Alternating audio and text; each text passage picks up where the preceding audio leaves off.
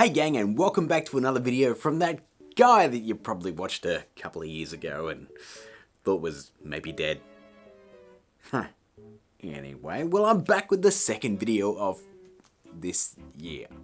And I thought I'd follow up on what I said in my previous video and talk about how I did that door right there.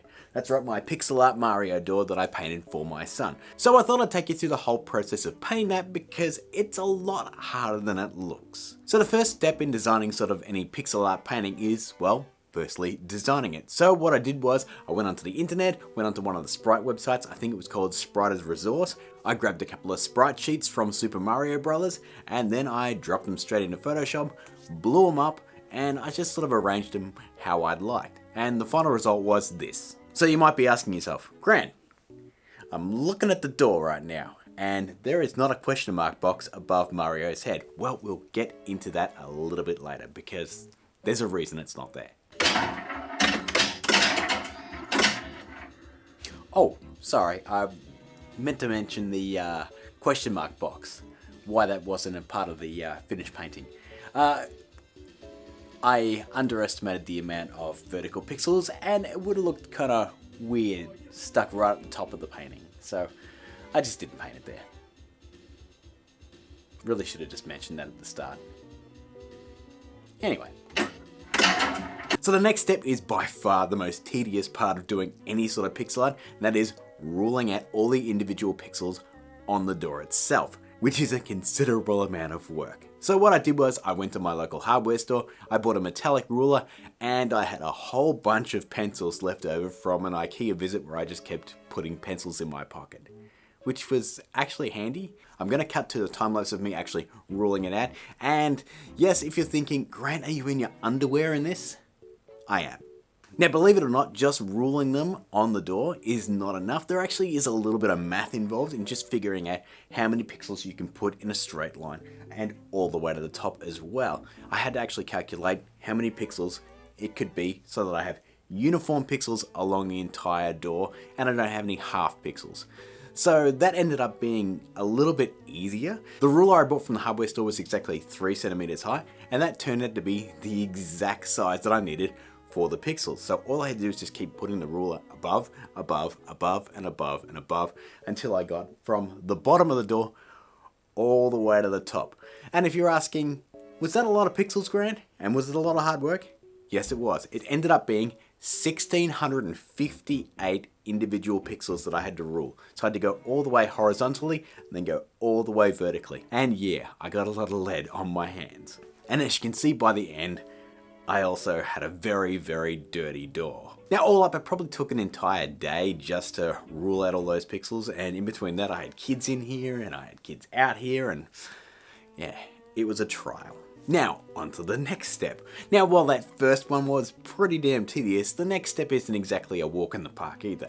The next step was actually going in with a pencil and color coding every single individual pixel. So as you can see over there, we have several different pixels that are red, several different pixels that are green. Now, it's basically just outlining the entire picture, but essentially turning it into a giant paint by number, which is what I had to do. And that took roughly a couple of hours just to not add every single pixel. I mean, obviously I didn't do all the blue ones with a B, I just did the outline around Mario, but just sort of figuring out where everything had to be, it took some time. And then from there, onto the gloriously not easy part at all. Painting it. Now I'm going to chuck some stills up on screen of each step that I did, because it did actually take a long time.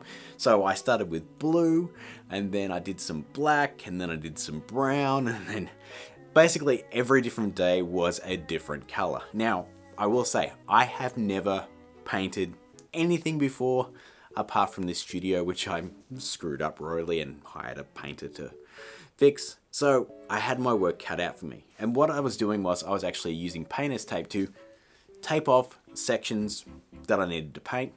And then after that was dry, I'd pull that paint off, then I'd paint the next section. Once again, pull that paint off, paint the next section, and so on. So each day I was painting a different color. Now, the problem is painter's tape sucks. It really does. I had paint bleeds nearly every single day. Didn't matter what painter's tape I used. I probably grabbed 3 different types. Every single one said they were like paint sealing technology. No, didn't work at all. So paint bleeds all the time. I used several different brushes. I used foam brushes. I used horsehair brushes. Didn't matter what I used. It was hard. But eventually I got to the point where it looked like this, except not as great. So once all the tape was off and all the colors were done, it was into doing the touch-up because I had quite a bit of bleed, as I mentioned before. So I was going in with this tiny little brush right here and just slowly painting in colors over the top of each other, just so I had a nice crisp line on all the pixels, which took a long time. Like, yeah, a long time.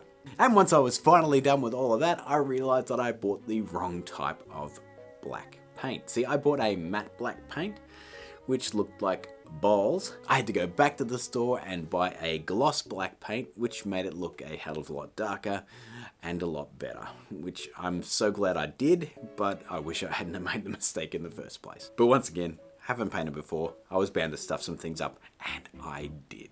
So all in all, I am ecstatic with the result. My son absolutely loves it. My daughter is constantly going up with some of my older paintbrushes and just sort of playing painting because she watched me do it so much.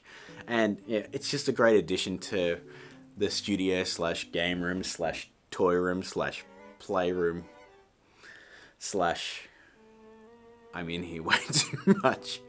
And yeah, I just love it.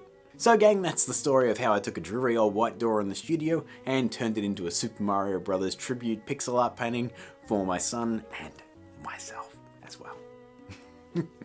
Hope you enjoyed it, guys, and as always, I will see you in the future with more videos. As you can see, I have made 2 in the past week, and I'm ready for some more. So keep an eye out for them, and I'll see you soon.